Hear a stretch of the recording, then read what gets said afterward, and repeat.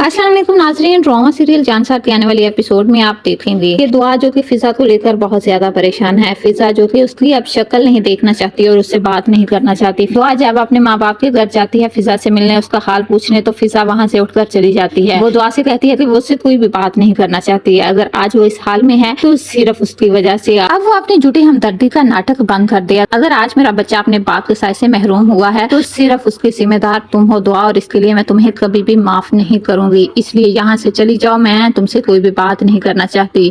अब दुआ जो कि बहुत ज्यादा परेशान है, एक तरफ तो फिजा की वजह से, तो दूसरी तरफ सरफराज जो बार बार उसके सामने आ जाता है। दुआ जो कि बहुत परेशानी की हालत में अपने कमरे में बैठी होती है तो ऊपर से गजनवी आ जाता है। गजनवी जिसे बाहर बैठे कशमाला ने सब कुछ बता दिया होता है कि आज दुआ ने सरफराज को बुलाया था और दोनों किस तरह बातें कर रहे थे। सरफराज जो कि दुआ को कन्विंस करने की कोशिश कर रहा था कि उसकी वजह से उसने फिजा को तो तलाक दे दिया, वो जल्दी से नौशेरवान से तलाक ले ताकि उनके बीच में सारी गलतफहमियां और दूरियां खत्म हो जाएं। नौशेरवान जिसे कशमाला की किसी भी बात पर यकीन नहीं होता, इसलिए वो चौकीदार से पूछता है और चौकीदार जो कशमाला के हाथों बिक चुका है वो वही बोलता है जो कशमाला ने उसे कहा होता है कि उसने सरफराज को दुआ बीबी के कहने पर अंदर भेजा था। ये इन्वेस्टिगेशन करके जब नौशेरवान दुआ के पास कमरे में जाता है और उससे पूछता है कि आज कोई आया था, तब दुआ जो कि उससे सरफराज के बारे में नहीं बताना चाहती, वो नहीं चाहती कि नौशेरवान के दिल में सरफराज को लेकर और उसे लेकर कोई भी बदगुमानी पैदा हो, इसलिए वो साफ इनकार कर देती है कि आज कोई नहीं आया था। तब नौशेरवान को ये सुनकर बहुत ज्यादा गुस्सा आता है और वो दुआ से कहता है कि आखिर वो उससे झूठ क्यों बोल रही है। जब सरफराज आया था तो फिर उसने उसे बताया क्यों नहीं? अगर उसके दिल में कोई चोर नहीं था